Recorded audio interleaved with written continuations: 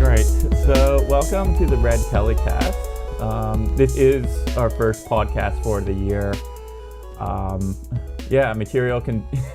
Material conditions, am I right? But we are all now living in a place. We are all sheltered. We all have access to our various electronics, so we could actually start recording and putting out some work and actually being engaged somewhat in the electronic online space.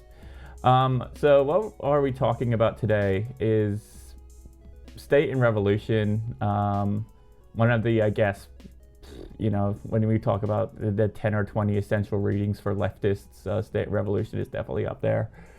I would probably argue is probably one of, like, if not the most important work. Like, when somebody has an understanding about what Marx and Engels are talking about with, workers owning the means of production, the next step is, okay, how?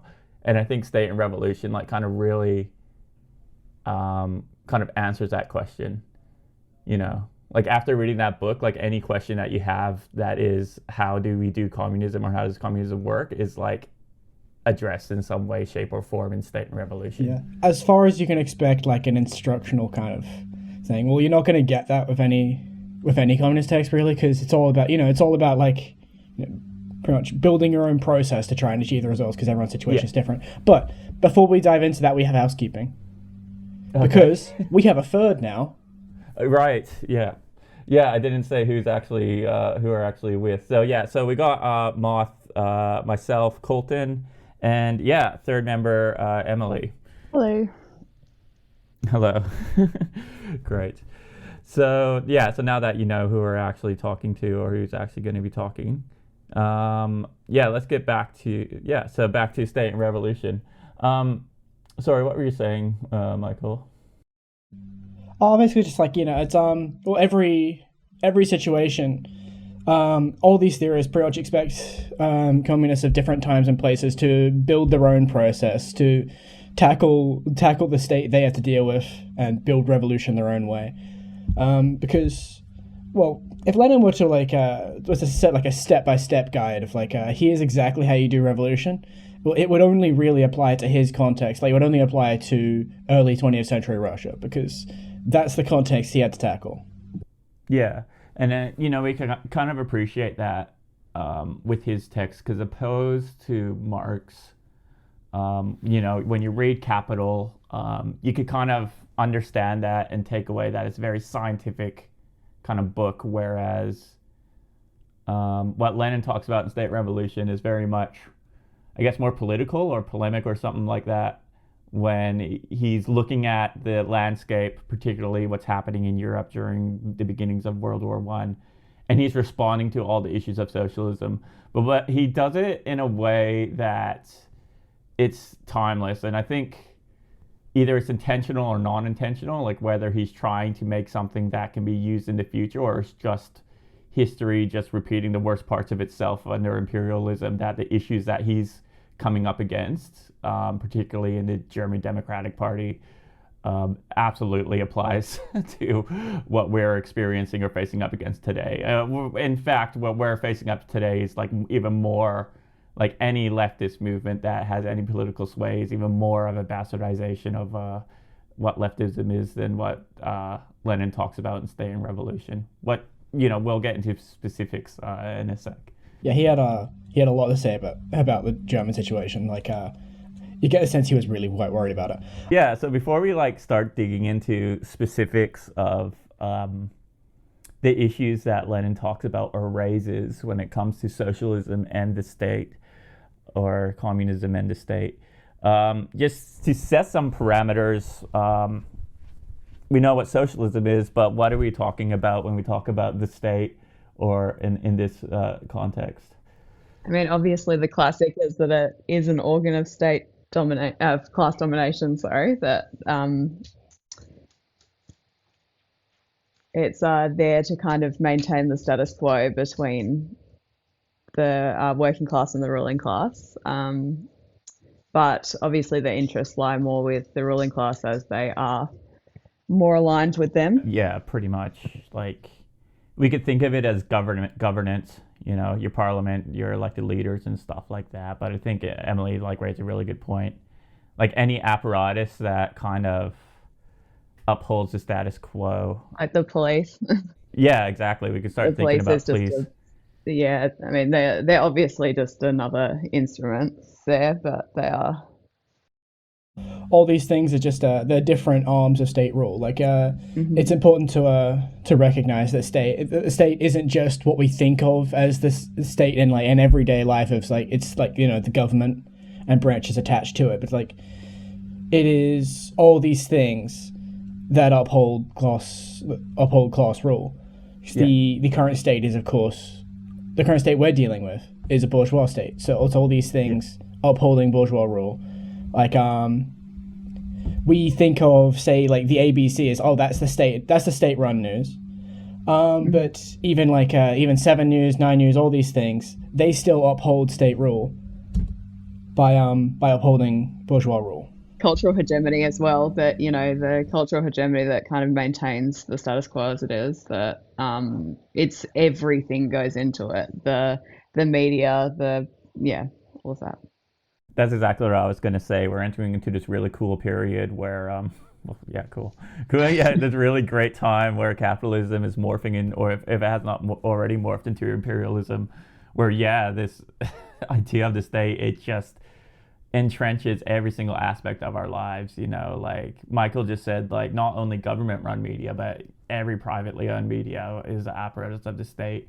We're getting every privately owned company, so our energy resources and our technology and even the way that we socialize and participate in society, they're all the links to the state are becoming more and more stronger, particularly as private corporations, ironically enough, become more and more government affiliated in action rather than in economics. So yeah, it's a bizarre situation, and something that isn't necessarily expressed in implicitly in State and Revolution, but definitely something that Lenin kind of points towards or kind of hints at, in some way, shape, or form.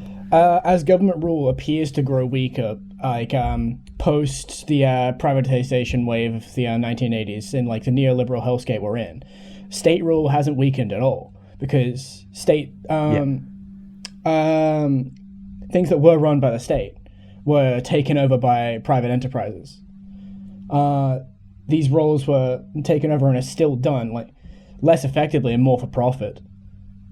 Actually, I suppose say less effectively. Some things are done less effectively, like how transport systems are screwed. All these systems that all the things that that could actually help people,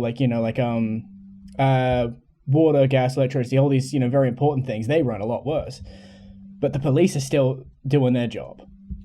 The media is still doing their job. The state is still running all these things just as well on private money instead. And I think one of the interesting things just about when you do privatize things is that even when things are privatized and then the company misuses that power that they're handed, everyone is angry at the government, and they're not angry at these corporations for misusing that power. And I mean, obviously it is an issue that it's handed over like that, but it's funny how we will all stay. It's like the anger is all directed at the government rather than how about we also. So that's where you see that the state is also just kind of a place for us all to just be angry at, but nothing's ever really going to change. And how about we hold accountable the corporations or the people who are also in charge of things just behind the scenes? Oh, how dare you get angry at somebody for trying to be aspirational and make the world a better place through hard work and individual means. I mean, yeah, Just exactly. a small loan of $1 million. It's a small loan. But yeah, My word.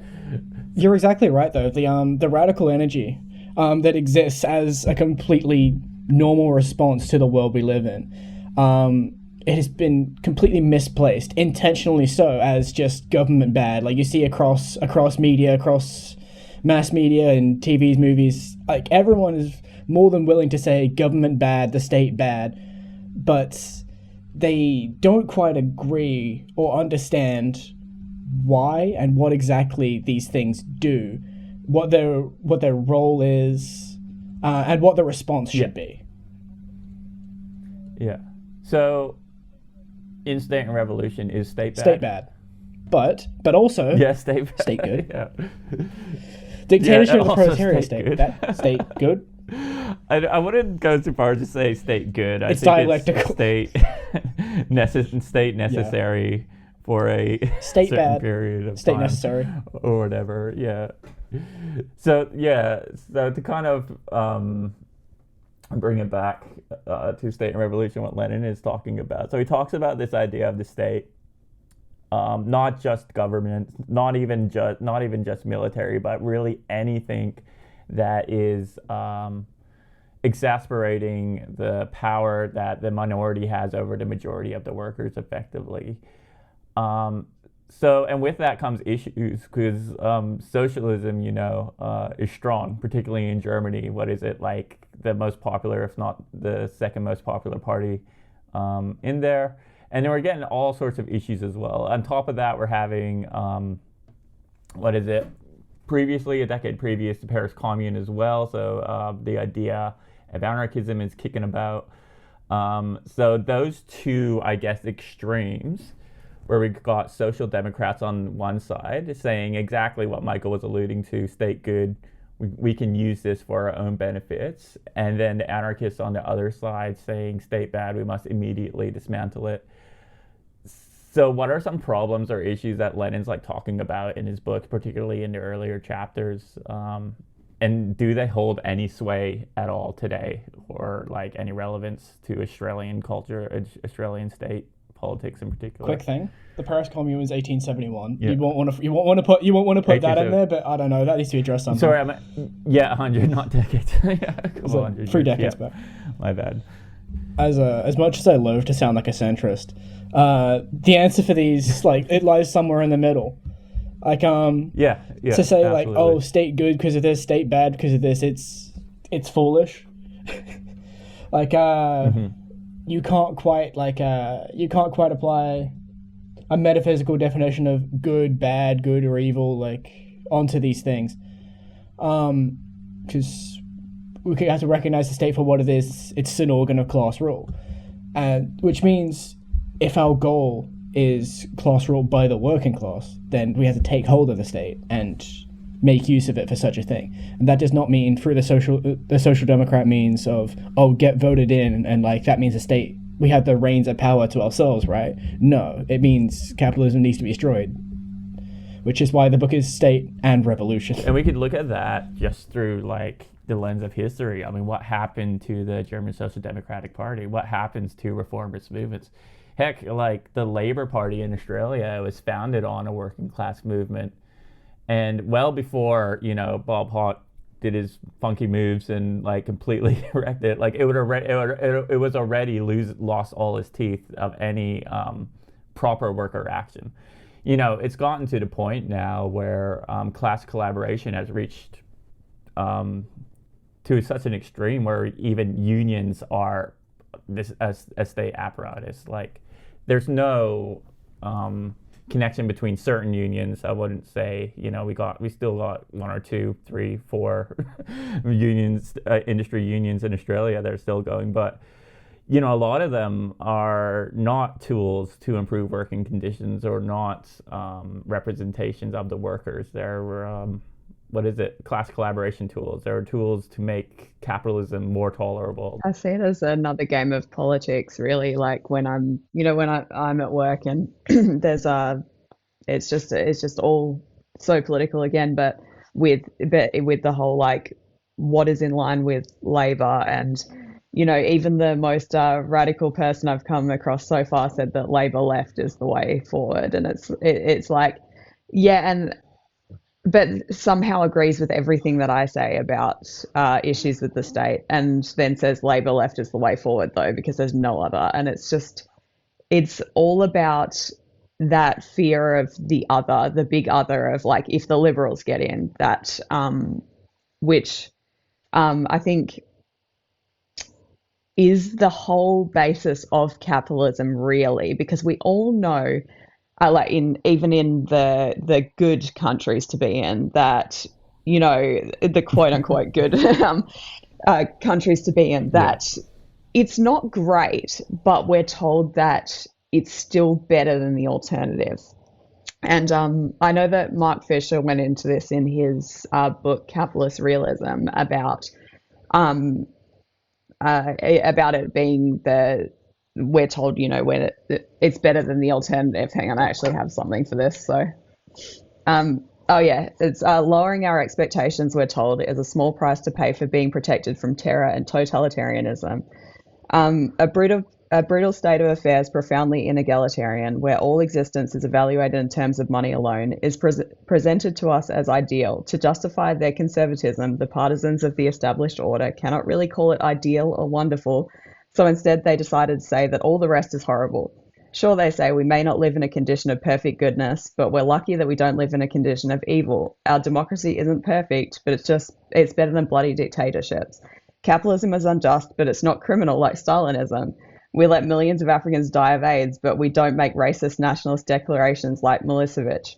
We kill Iraqis with our airplanes, but we don't cut their throats with machetes like they do in Rwanda. And I think that's a big Oh part of it, man. that we're Yeah. told it's just better than the alternative. Yeah. Yeah. And man, like, yeah, dude, if you're gonna toe that line, like, you're not even a socialist at that point, you know? Like the whole idea, like that whole idea, like you're completely losing the idea of, on principle, our goal is to have the workers own the means of production, and like that, like all you're doing, yeah, is exactly what that quote is. You're making capitalism a more ideal place to exist in. And it's that's no better than a company like giving you free snacks, or like a company place to stay if you need to stay tonight in the office or something like that. Like that, like that's what you're doing effectively. Yeah, Exactly. like this is as okay. This may be a bit of a meme, but this is how the Trotskyist to neocon pipeline works. If you're saying that every revolution has failed, you're presenting such a depressing world that of course you're eventually going to give up and just become like a willing cog in it. It's such a depressing worldview that it's such a depressing worldview. You're never going to have any hopes for like any kind of radical change. So it successfully de-radicalizes you. And I think if you are spreading imperialist talking points from the left, you are just doing the job of the imperialists. Like, even if we critique things that happened in the Soviet Union, we do it in our group as a, like, this is, this could have been done better. But we also understand that in those circumstances, things just happen and we learn from it. We self-reflect and we learn from it, and Yeah. we move forward. Whereas how often does a bourgeois state self-reflect and then do better? They barely do. Yeah. They barely admit to their shortcomings, whereas at least communists will do it. But then you have people who are on the left, usually Trotskyist kind of people, who will look at everything ever done, every revolutionary thing ever done, and they have an issue with every single part of it. And it's just this imperialist, looking at things through an imperialist lens. I would have done it better because I have never lived in those circumstances, but I just know better.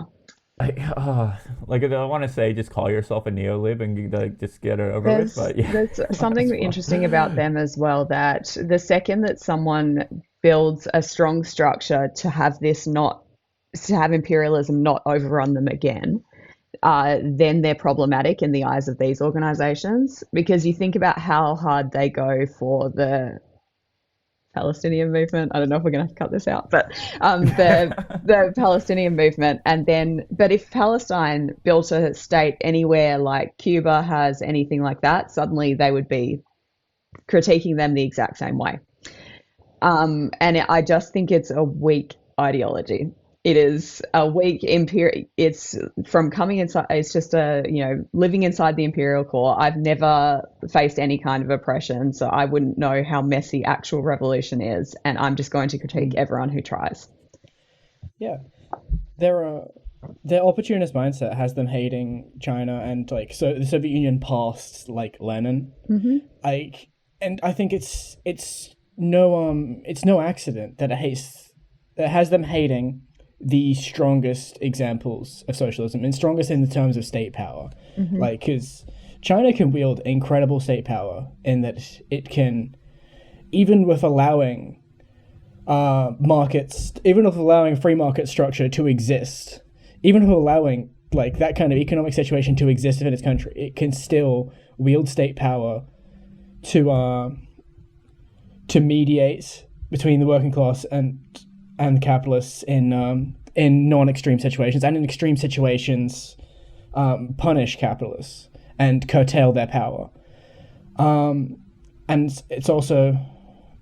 it's no accident they hate the Soviet Union past a certain point, because, well, that's the point where the Soviet Union was strongest. As soon as the Soviet Union like came out of a civil war, it's like as soon as it came out of a civil war and was able to challenge Nazi Germany, that's when the opportunists hated. I think Lenin does a really good job of like talking about this in his book. The reality of exactly what Michael was saying, having a state run, having a socialist run state, but the state still being a part of it. And Lenin's aware of that. I mean, he's expressively clear that there will be a state immediately after the revolution, but he's also very clear that the goals of communism is stateless and classless society, and that with the state, class will always exist. And China isn't exactly there yet, obviously, but like the purpose of the state being something to, when we talk, this is where we get into the dictatorship of the proletariat. The purpose of the state being to what's the word I'm looking for? Crush. I don't want to kind of impede the any capitalist movement or capitalist class. Like this is where we start thinking about a state run by the workers with the workers' interests in heart and stuff like that. So yeah, you've got to have a very strong worker state to have capital exist and have capitalists exist, but while being able to curtail them. I think, as Lenin said in State and Revolution as well, that the true communism can only begin in the West, and it's because where the West is obviously the place that has crushed all the other, has been on top of the world, and imperialism has been their thing, dominating the global South, and I think that no socialist state can really wither away until the West is also all in the same place. It's going to have to be a quite strong state through all the other countries falling to socialism.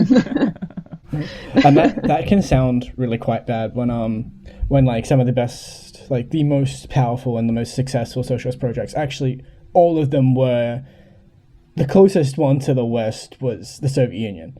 All of them had to come out of feudalism or colonialism or both. So it can sound really quite derogatory to say like, oh, for communism to come in, for socialism to truly succeed, the West needs to be involved. But I'd say it's not because, oh, we're special or what the hell ever. It's because of the West's role as settlers and imperialists. You cannot destroy imperialism without destroying imperialists. I mean, and reality of material conditions and blah blah blah as well. Like, we're not by any means talking about permanent revolution or anything like that. So that's the thing. As long as there are, the imperial Western countries, they're always going to try and crush any of these kind of things, and there will always be, unrest and imperialism, domination. It's just going to continue on until the last one. And that's why immediately dismantling, and he uses language of violence. But Lenin talks about smashing machines and whatever, like the machine. It's a violent process. It's intentional. That is that way because yeah, if we're trying to be reformist about this in any capacity at all, any party that's willing to use violence will be the party that overrides the one that won't, that thinks that things like compromise, that collaboration and all that kind of stuff is has any quotient of power. Like it's just not the case, unfortunately. And yeah, As long as capitalism exists in your country, they will be stronger than you. You cannot compromise with someone that is stronger than you and knows they're stronger than you. I think also one thing about, the Australian context of this is that what happened the one time that we elected someone who was slightly radical and was going to make some big changes, big changes that really were still just bare minimum changes, but like that, actually benefited the working class. Immediately the US was over here fixing that for us, yeah, putting in who yeah, was. All of a sudden, some information just appears in the governor general's knowledge. Like they just know yeah, something now. I don't know where they got that from. And it's interesting that we do think that we are some kind of independent or we're any different than the US, or we're not aligned with their interests, when we are always aligned with their interests, and they will make sure that we are always aligned with their interests. yeah, absolutely. Like if we want to like go back to the beginning and talk about the definition of a state, what's like that extends to global imperialist powers as well. Like whoever is The state of calling the shots right now. the world. Yeah, yeah, United Yeah, like States. our My God. state isn't just a tool of bourgeois rule; it's also a tool of upholding American rule. And I think it's you look at Australia with so Gough Whitlam in the 70s, only 20 years later John Howard, and it's like John Howard brings back private health insurance. He starts funding private schools with taxpayer money.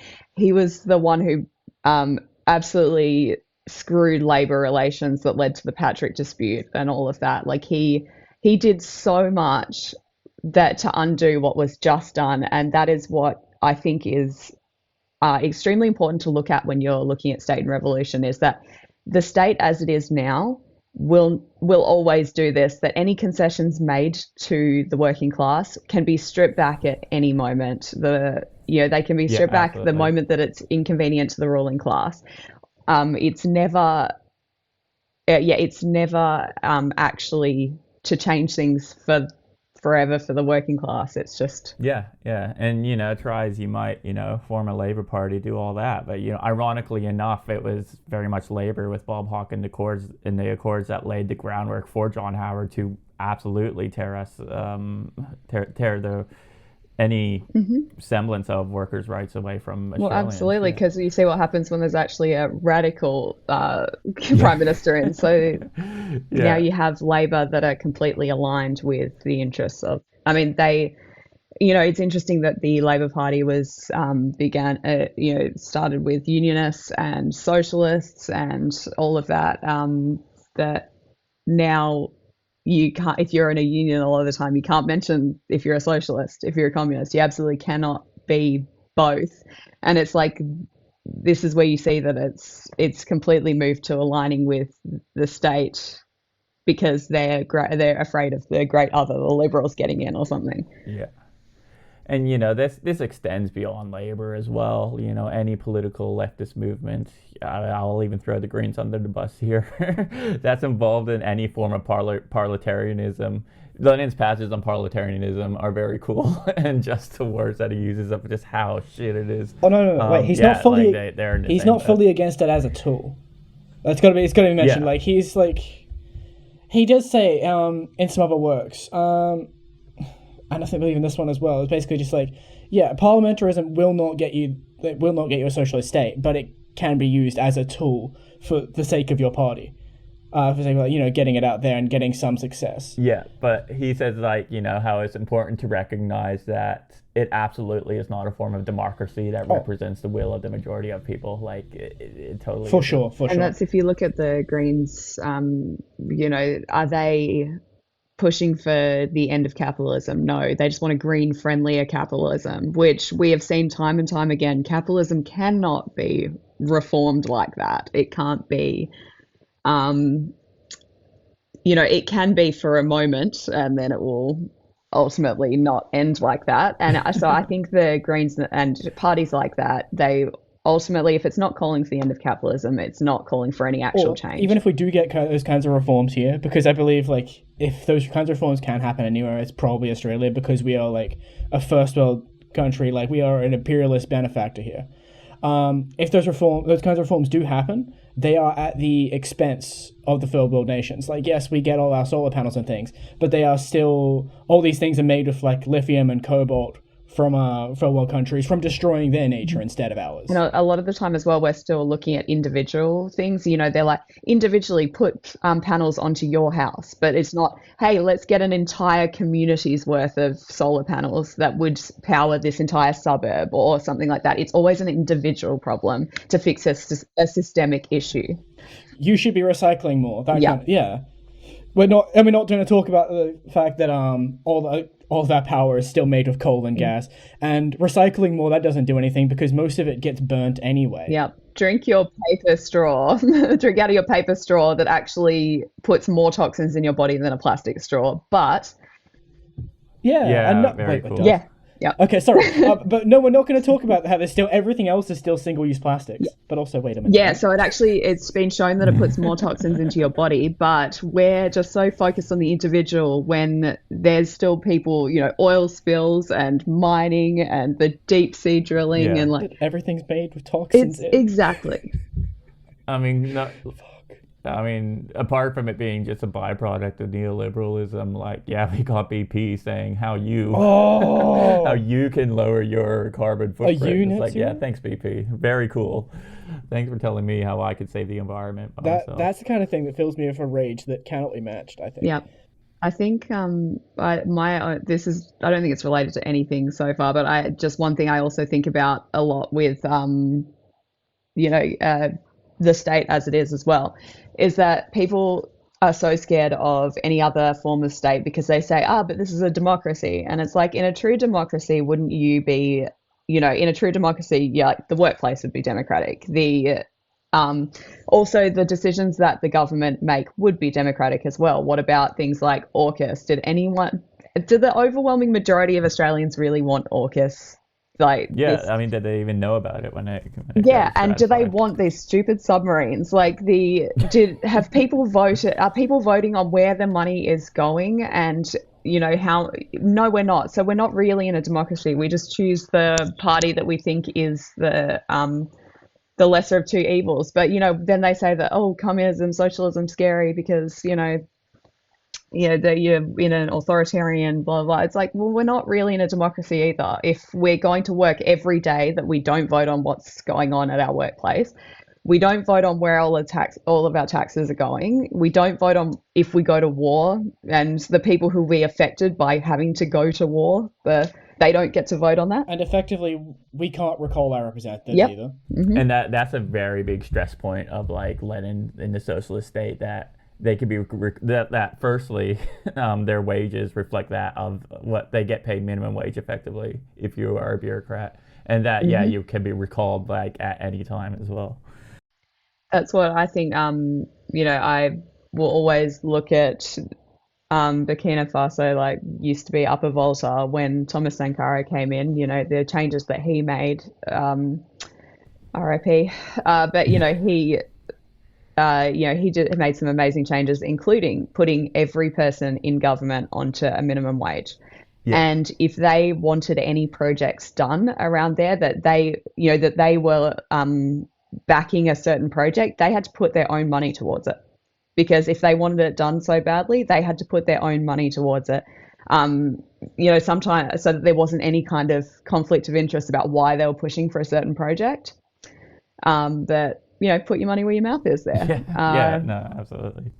And I think that's where, you'll always see that the state will always be aligned with the ruling class because they get in there and suddenly they are part of the ruling class.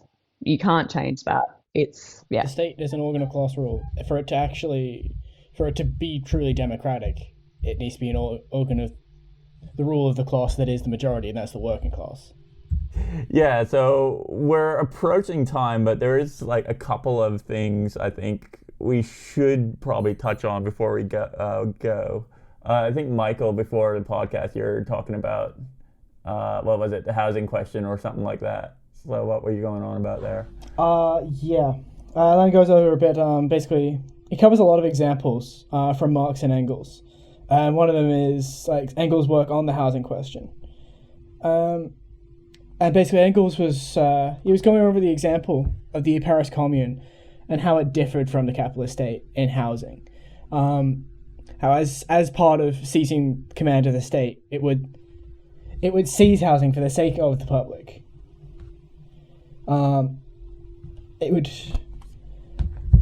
It shows the difference between the proletarian state and the current state, in that it's because it is a state by and for the working class. It is a state that does things for the working class. It is a state trying to live to the example and trying to strive towards the goal of to everyone according to their needs and from everyone according to their abilities. And I got this switched around. Whoops. Yeah, absolutely. Yeah. And as much as, anarchists of the time and even of today, want to believe that like the commune was like almost stateless or stateless, it's like, nah, like it was. But yeah, like, and it's important to stress, like it was a seized state, and it wasn't a co-opted state, but something that was seized and somewhat dismantled almost and rearranged and rebuilt from that. And yeah, you're not going to get that any other way. But they didn't seize the banks, had no money. Yeah. They should have seized more power. Easy for us to say that. Yeah, I've got to say, like, after all the after like all the things we'd say on utopians and things like that, I've got to specify that's of course a joke. Yeah. I'm kidding. Thanks. I'm kidding. Thanks for specifying. I'm not disrespecting the Paris geez. Commune.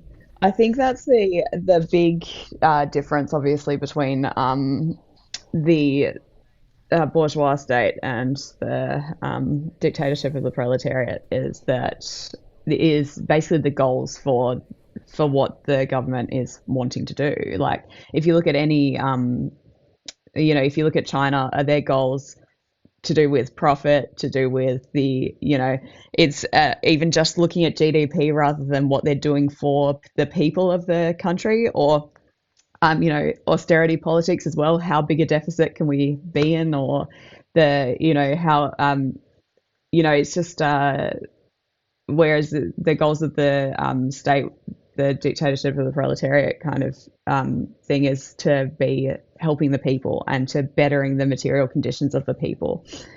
Yeah, you don't bring 800 million people out of poverty since 1949 by accident. You don't do that just by trying to grow GDP and get rich or whatever. Like, China has gotten rich and has grown its GDP more than I think any country has, from in that time frame. But it's no accident. It's taking so many people out of poverty. And that's also because they had to, build up the productive forces for themselves. A lot of what had been done was, like in a lot of capitalist or places that have been hit by imperialism, is that they're given some of the means of production, just some of it, but they're not, completely handed it, so that they can never seize control of it. So then they've had to build up their own productive forces, and they've done really well at it, but they've also done really well for their people in that time. I mean, if you look at, yes, we can critique China all we want, just about they're not here. But the thing is that, where did they start and where have they come to? Whereas where has Australia dropped to with literacy? Like, literacy in China skyrocketed, literacy in Australia dropped. Like, people are barely literate here when you actually look at the numbers. We boast a 99% literacy rate, but if you look at the actual data, it's all hidden in that we are actually less literate than many, many, many other countries. And that's the thing as well, like how they, a lot of these countries have come from semi-feudal countries to this in, 60, 70 years, and we are nothing but moving backwards. Less people are buying houses. There's more homeless. There's less literacy. We're just going backwards, whereas all these other countries are going forwards, and we're still here critiquing them like, oh, why didn't they do this? And it's like, why aren't we doing this? How about we worry about ourselves? How about we hold our own government to account? Now, what was that? What was that statistic? I don't want to throw Tasmania under the bus. It's one of my favorite states. It's like, shout out to Tasmania, but they 50% of their people, 50% of their adults are not literate enough for everyday life. So they say it's below a level 2 of reading, 50% of Tasmania. And it was funny because when I got that article, I sent it out to my friends. I'm like, statistically, most of us won't be able to read this. But and it was just like, but like, how is it that, I grew up there and I saw that, I dropped out of school myself at 14 years old because I was never, I was hyperlexic as a kid. So when I was about 6 years old, they started letting me choose my own spelling lists and all of that rather than bothering to do anything to help any kid who's advanced. And so I was basically just taught no work ethic whatsoever. It was just, you'll be handed everything because you're smart, but it's not what that is. And then, so I ended up dropping out at 14, and that has not boded well for me. But it's the same story with so many other kids, even if it's not the kind of gifted underachiever thing. It's just that school there was not made to engage. It was just made to keep people in there for a little bit and then go off to work. Yeah, absolutely. Yeah, like if you have a fundamental principle of the purpose of education and what it's used for, then man, the ramifications for that. And like the data, like it shows like how just it's falling apart, like where like it's rotting like anything else. On illiteracy, well, of course it's obviously no accident that our literacy is getting worse because, well, according to the state and according to the capitalist state, literacy doesn't matter, and our education system is actually just fine because it keeps turning out workers that are good enough. Keeps turning out workers that are good enough for the jobs because they don't need everyone to have an engineering degree. They just need some people from some schools to be able to get an engineering degree or something to work those jobs. Mostly, they want laborers, so they don't have to bring them in from overseas or something. And well, you get more laborers by weaken education, so less people can aim for jobs that require an education, so they can go for quote unquote unskilled labor. I mean, the fundamental basis of what our education system is based off of it was formed when they were educating kids to be factory workers in England, like, and like that scales up to like, and a big reason why that is this whole idea that Lenin just goes on and on about, like democracy and the state being not only a tool of the bourgeois, but to an extent where it's a tool where they try to distill the power to as many individuals as possible, and so it is a tool for that. Like America will calculate its GDP in such a way that if you got one multi-billionaire, like that's better that you have one multi-billionaire and like 100,000 people who can't afford food. Like that's success, and that's pushing the country forward. The fact that one person can get that rich, like that's a great thing, and that's what will calculate a whole country's success. And also, illiteracy is a massively disempowering thing. If you're illiterate, you struggle to read things that can explain the situation you're in and provide a way out, and can you struggle to read socialist texts for one. So it's a massively disempowering thing. So you're forced to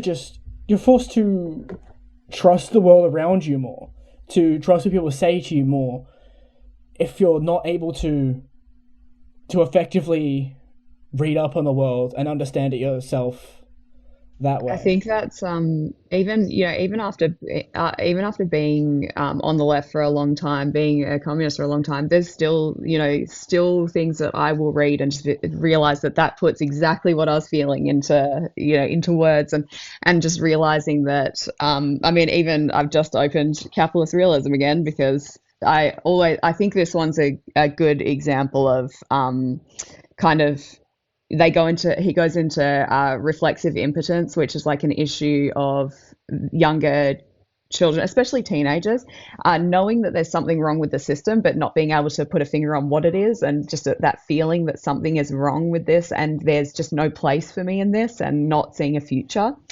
But he also says in this passage about the kind of dyslexia that we're seeing today would be actually better described as postlexia. And it's teenagers process capital's image-dense data very effectively without any need to read. Slogan recognition is sufficient to navigate the net mobile magazine informational plane. Writing has and never will be capitalism's thing. Capitalism is profoundly illiterate. And it's saying that, that this is the reason why many successful business people are dyslexic, but their post-lexical efficiency may be a cause or effect of their success. Yeah, totally. Just to kind of bring it all around and kind of wrap things up, because we're approaching, I think, 40 minute to an hour mark.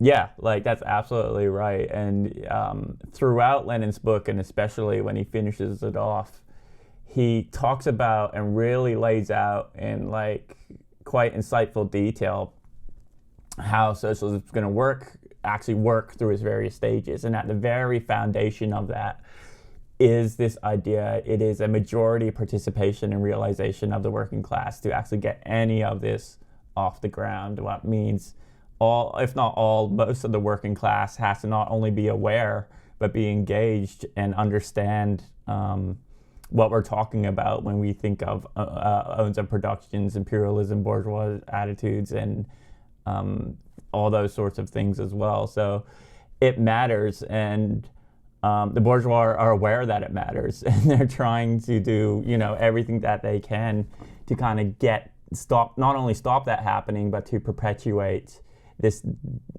I don't want to say dumbing down, but this kind of pacification of the working class. To tie that into our situation a little and back to illiteracy, young and uneducated people, they don't need to be radicalized, but they do need to be agitated and educated. What we need is to fight the state, build revolution. Right. And with that, I think that's a good exit statement. So, all right, cool. So we'll finish it off there. Thanks for joining us.